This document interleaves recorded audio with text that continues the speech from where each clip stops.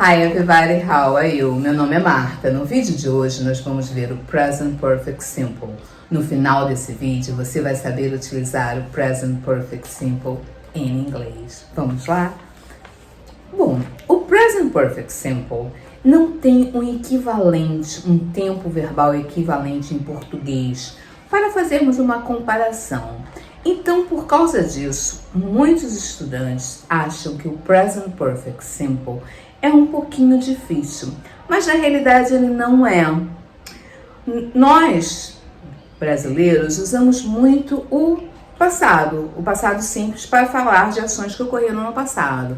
Em inglês, existe uma outra maneira de falar de ações que ocorreram no passado. Por exemplo, I went to the beach last weekend. Eu fui para a praia final de semana passado. Se eu determino quando a ação ocorreu, eu vou usar o Simple Past, porque eu sei exatamente quando a ação ocorreu.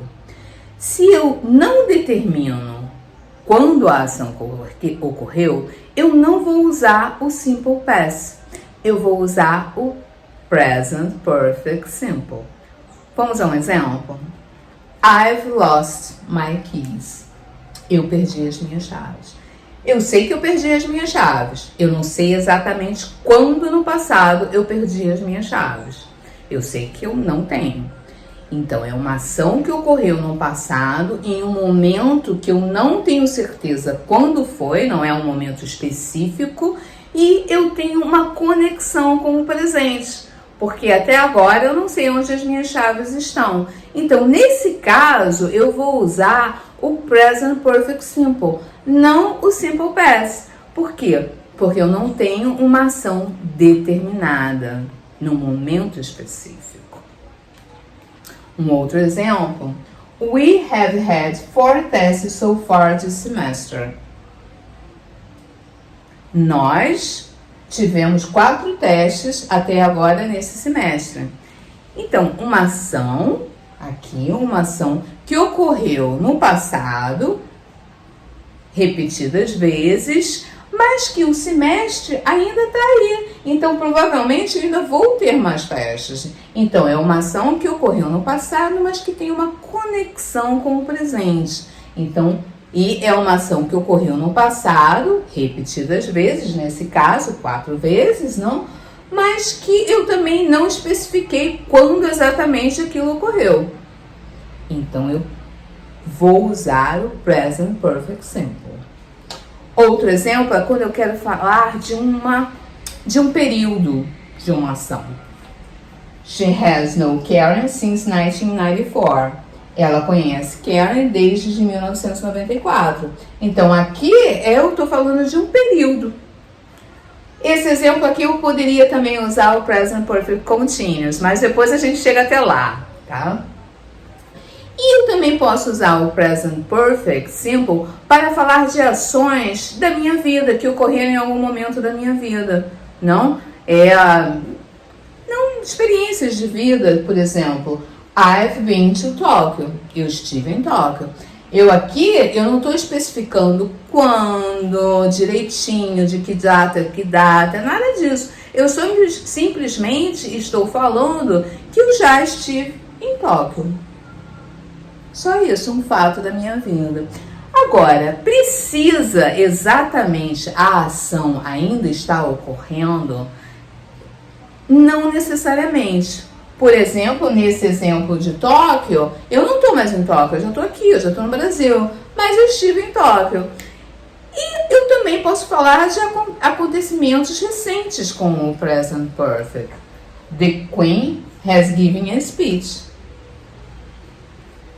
Não, a rainha deu um discurso. Então, uma ação que aconteceu num momento recente, mas que eu não quero também falar exatamente quando a ação ocorreu. Eu também posso usar, nesse caso, o Present Perfect Simple, ok? Agora a gente vai falar um pouco da estrutura, como a gente forma o Present Perfect Simple, ok?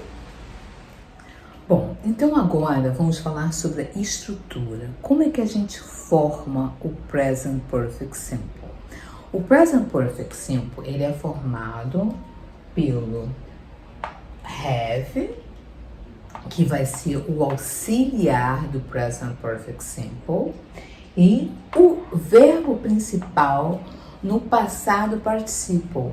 Sabe assim, eu acho que todo mundo conhece a lista de verbos irregulares, não? Assim, se não conhece, dá uma olhadinha online que você vai encontrar certamente uma lista de verbos não em inglês. Então, na lista dos verbos, a gente geralmente tem 3 colunas. A primeira coluna é o infinitivo, a segunda é o passado simples e a terceira é o passado particípio. É a terceira coluna que a gente vai ter que conjugar o verbo principal no present perfect, ok? Então, o have, que aqui eu fiz a forma abreviada, I've, que é I have. O been, que é o passado particípio do verbo to be, e o complemento da frase I've been to talk, eu estive em talk. Então, assim é que se forma o present perfect simple na afirmativa. Então, você vê que o present perfect simple, ele vai ter o auxiliar, que o have aqui é um verbo auxiliar. Ele vai ter o auxiliar presente na forma afirmativa, tá bom? Na terceira pessoa do singular, que é o she, o he e o it, a gente vai ter o has instead, não, do have. Então, she has been to talk. She's been to talk. Que aqui é a forma abreviada.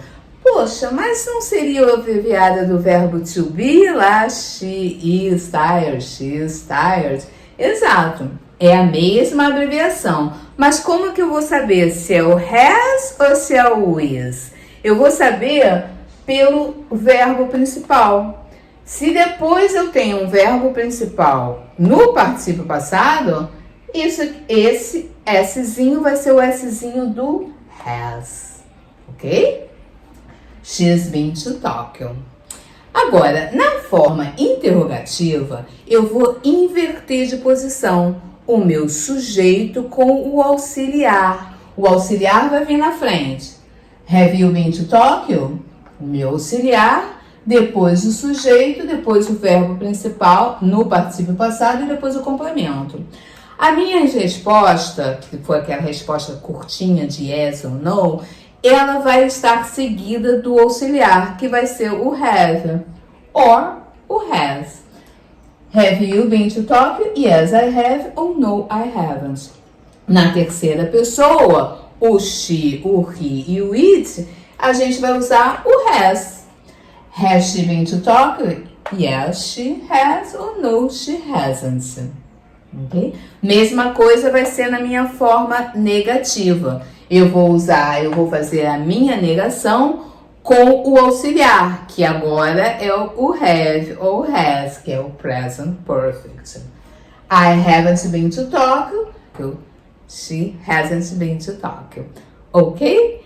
Então, aqui o auxiliar do present perfect é o have ou has, e o auxiliar ele vai estar presente em todas as estruturas. Na afirmativa, na negativa e na interrogativa. Ok? Espero que tenha ficado claro para vocês. See you next week com mais um vídeo. Te vejo na próxima semana com um vídeo novo. Todas as segundas-feiras à noite temos um vídeo novo no canal. Ok? Nos siga, dê um joinha, nos siga e nos siga no Instagram. No Instagram nós postamos dicas de inglês todos os dias. English on the top. English on the top. Thank you. See you next week. Bye bye.